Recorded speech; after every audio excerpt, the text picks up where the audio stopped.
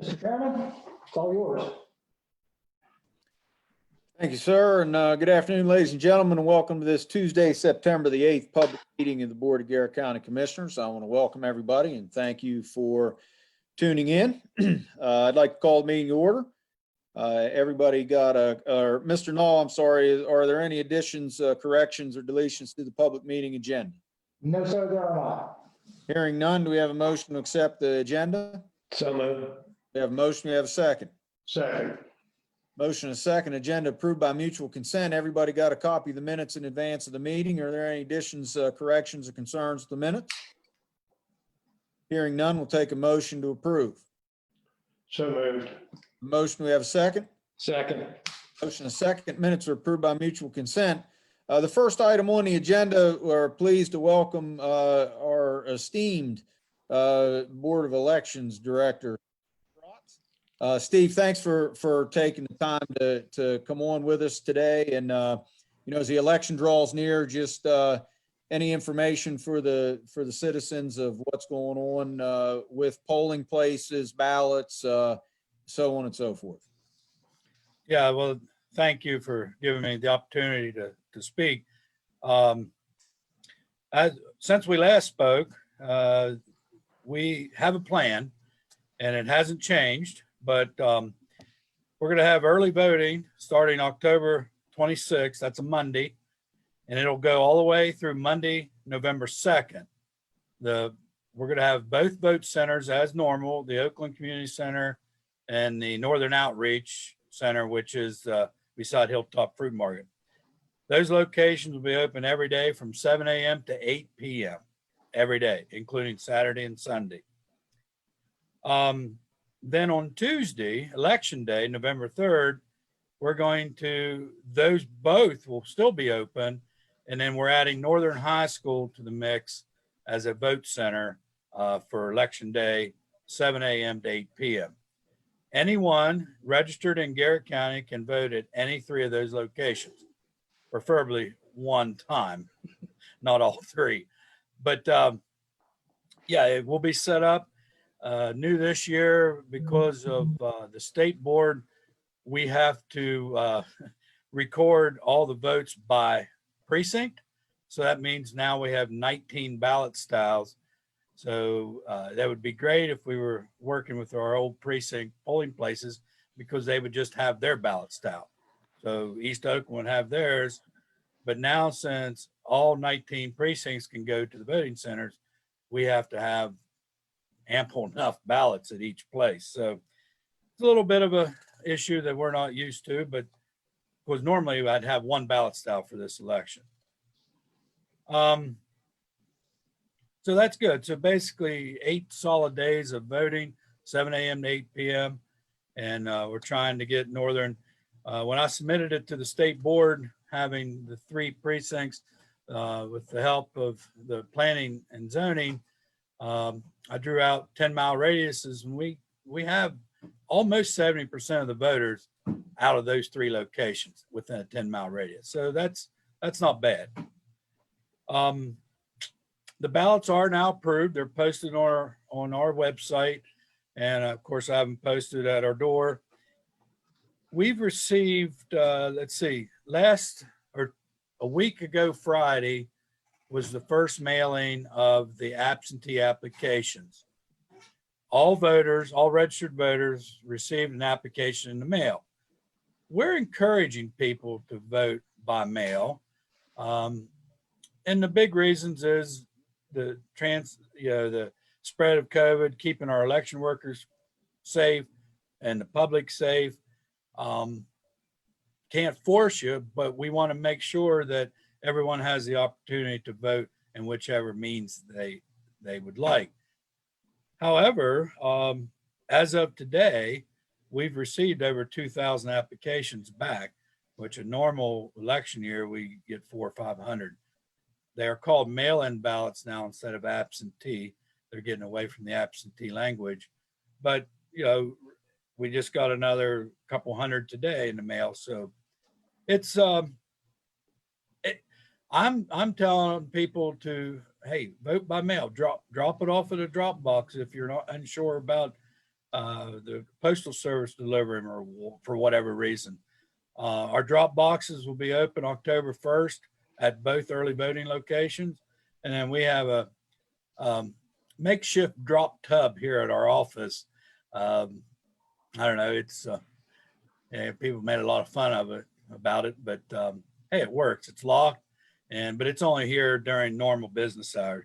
But the other two at Oakland Community Center, Northern Outreach, will be there 24/7, all the way to 8 p.m. on Election Day. The ballot, of course, it's short and sweet. We only have the local Board of Ed race at large. Everything else is national or, of course, Congress in the state.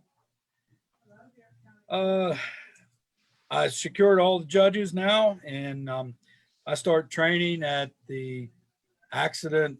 I can never remember what that facility is, the old Phoenix location.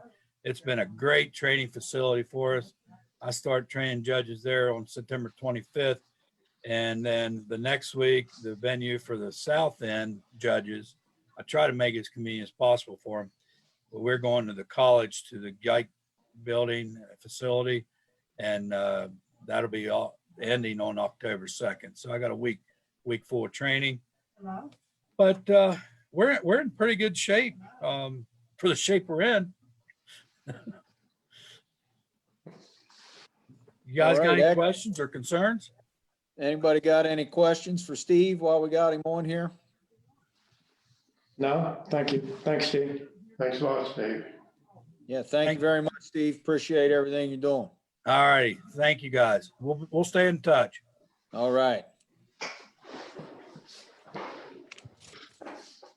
Okay, next item on the agenda, we have some board appointments. Mr. Knoll, what do you got for us? Yes, sir. We have some board appointments. The first one is for the Commission for Women. These are 3-year terms. These are submitted by the Commission for Women. We have appointments for Melita Friend, Juliet Sanders, Amanda Mattingly, and Pamela Trickett. And I'm assuming all of them are willing to serve. Yes, sir. That's correct. All right. If there's no concerns about that, we'll take the next one as well and do it all. Okay. The next appointments are for the Garrett County Health Planning Council, and these are recommended by the council. These are 3-year terms. First are reappointments for George Evans, Dr. Willis McGill, Stephen Putman, Robin McGill, Christy Reckard, and William Riley. We also have a new appointment for Nicole Christian. And these are all 3-year terms, again, recommended by the Health Planning Council. All right. Any questions about any of the appointments, either for the Commission for Women or the Health Planning Council? Hearing none, I'll take a motion to accept all recommended appointments for both groups. Make a motion to accept them. All right, we have a motion. We have a second. Second. Motion and a second. Question on the motion. All those in favor say aye. Aye. Opposed? Motion carries. Next item on the agenda, we have some bid awards. Mr. Knoll, what do you got for us? Yes, sir. We have 3 bid awards for your consideration this evening. The first one is bid number 20-0806A, asphalt repair. This is for emergency repair of road work and asphalt for the utilities department in those rare circumstances when county roads are unable to do the job due to weather or equipment issues. We received 1 response, and this was from Vital Excavating. We have a rate of $95 a yard for a state road and $75 a yard for a county road. And the difference primarily is based on the traffic control requirements for the contract state versus county road.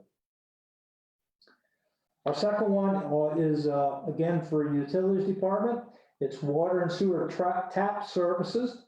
This bid is to In the cases where the Public Utilities Department do not have the resources or the equipment to either bore under a road or cut a road to install water taps or sewer taps. Basically, they have to cross the road.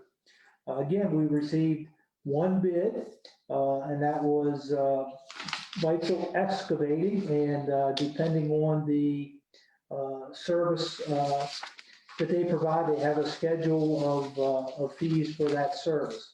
So Weitzel Excavating for water and sewer tap service. The final bid is bid number 200820. And this is the Emergency Operations Center elevator installation. So this is for the Emergency Operations Center at McHenry that we're working on. We received 2 responses to this bid request. One from Eastern Elevator Sales and Service in the amount of $89,000, and one from Delaware Elevator in the amount of $108,811. After reviewing the bids for compliance and reviewing with the Purchasing Department and Facilities and Maintenance, the recommendation is to accept the apparent low bid of Eastern Elevator Service Company for $89,000. This bid is for the elevator, actual elevator car, control equipment, and controller. It does not include the tower that needs to be built on the exterior of the building. That will be a separate bid later in the year. So we have a bid for $89,000 for the elevator for the Emergency Operations Center. Okay, thank you very much. Any questions for Mr. Knoll on any of the 3 bids? Hearing none, I'll entertain a motion to accept the recommendations for asphalt repair, water and sewer tap service, both to Weitzel Excavating and the Emergency Operations Center elevator installation, Eastern Elevator. So moved. All right, we have a motion. We have a second. Second. Motion is second. Question on the motion. All those in favor say aye. Aye. Opposed? Motion carries. Thank you, John. All right, thank you. Next item on the agenda is actually a public hearing. I'll entertain a motion to close the public meeting and open the public hearing. This is for the Maryland Community Development Block Grant on the CARES Act for COVID funding round 2. Do we have a motion to close the public meeting and open a public hearing? So moved. All right, we are now in a public hearing, and I want to welcome Cindy Sharon and Dwayne Yoder, who will provide information on the CARES Act and the COVID fund. Thank you. Citizens are invited to express their views on community development, housing, and homeless needs in preparation for the submission of an application to the Maryland Department of Housing and Community Development, known as DHCD, Community Development Block Grant Program, known as CDBG. Comments will be accepted through September 18, 2020 by emailing gccomments@garrettcounty.org. All comments will be part of the record. Over $15 million in CDBG funding is available to be awarded statewide from round 2 of the Coronavirus Aid, Relief, Economic Security Act, known as CARES. To ensure that the grant activities are used to prevent, prepare for, and respond to the coronavirus, the state has chosen to limit the use of these funds to benefit low and moderate income persons through emergency rental assistance projects, which are a public service. Beneficiaries must be able to demonstrate that they have an unmet financial need and have lost their employment or had a reduction of work hours due to the coronavirus crisis. Applications for consideration of round 2 of the CDBG CARES COVID funding will be made available for public review beginning Monday, September 14th through Friday, September 18th by accessing the website using information provided in the public hearing notice advertised in the Republican newspaper on August 27, 2020. The Maryland DHCD application deadline is October 2nd, 2020, An application for emergency rental assistance is currently being proposed utilizing Garrett County Community Action and its Division of Service Coordination. GCAC may be contacted at 301-334-9431. GCCA staff, to include Dwayne Yoder, President, is available to provide additional detail. Dwayne? Well, thank you, Cindy. As Cindy said, the state in this case is making money available and limiting its use to rental assistance. The other major difference in this round is that the state is going to be accepting applications from any county in Baltimore City in Maryland.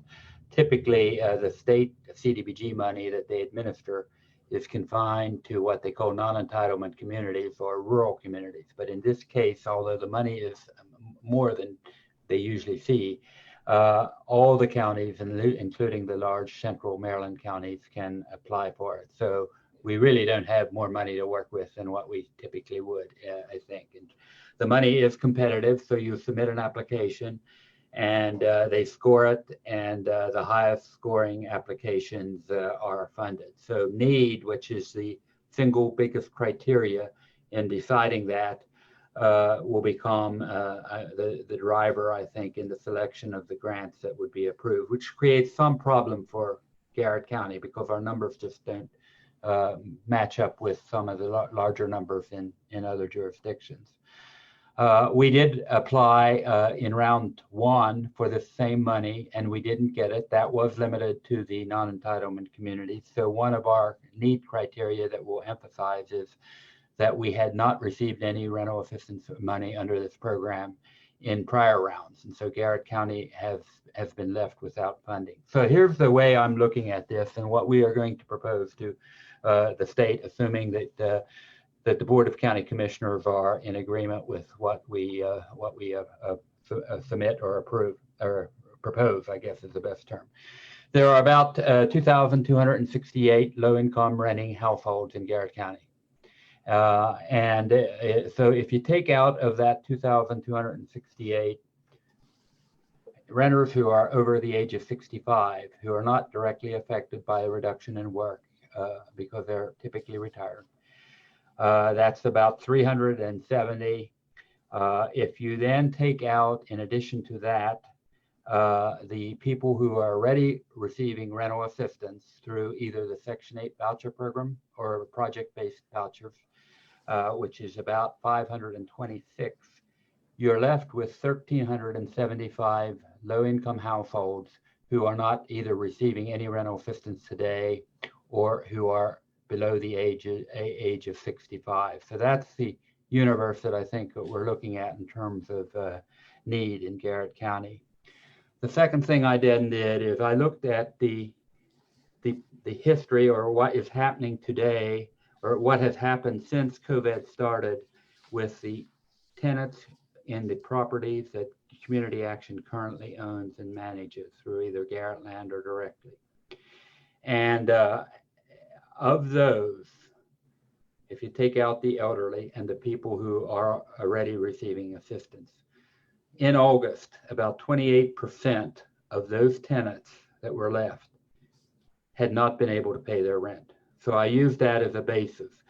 That number is up a little bit from June and July. You know, it was interesting because in April and May, it went up to almost 30% and then dropped down to about 22% in June and July, but then jumped back up to 28% in August. So I'm going to assume, and that's kind of an assumption, that I'm going to work with that 28% as where I think the need is. If you take that 28% against the figure that I gave you, which was what 1,375 tenants, and use that to multiply out how much rent assistance is given for each month for 6 months, and under the state program they allow rent assistance to go on for 6 months. They don't tell you how much rent assistance, but if you take a figure like $700 a month and you take 6 months and you do the arithmetic on that, you end up with a need of about $1.6 million, which I think is probably out beyond our reach. I mean, I don't think we're going to get $1.6 million from the state.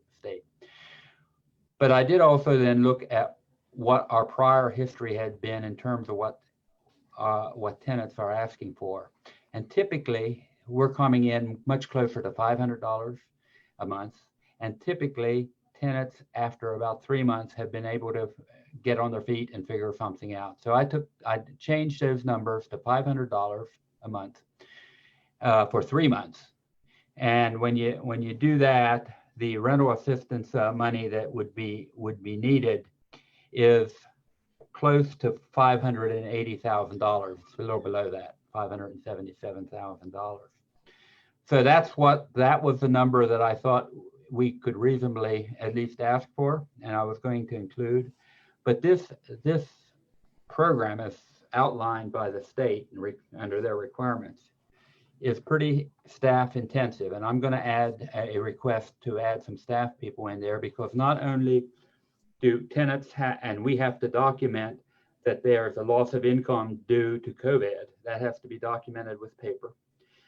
We have to get a release from every landlord saying that they aren't going to evict that tenant for the term of the rental assistance that we provide. So if we give them 3 months rent, back payment, this is all for arrearages. They won't evict that tenant for 3 months going forward. That has to be in an agreement signed and paper.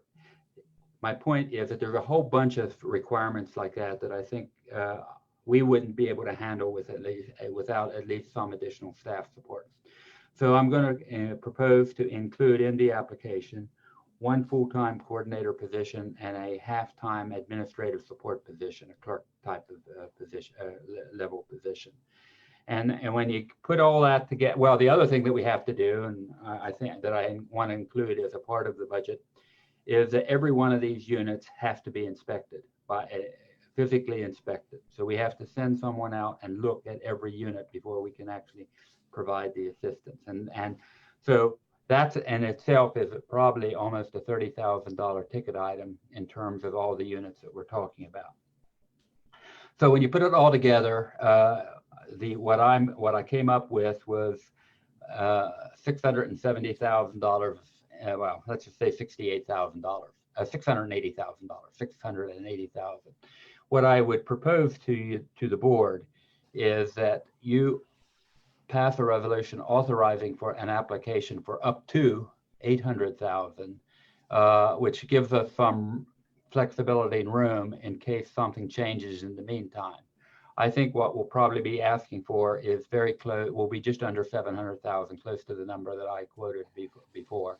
But I'd like a little room in case something emerges out of all this and something happens, in the next several months where we see a surge in need.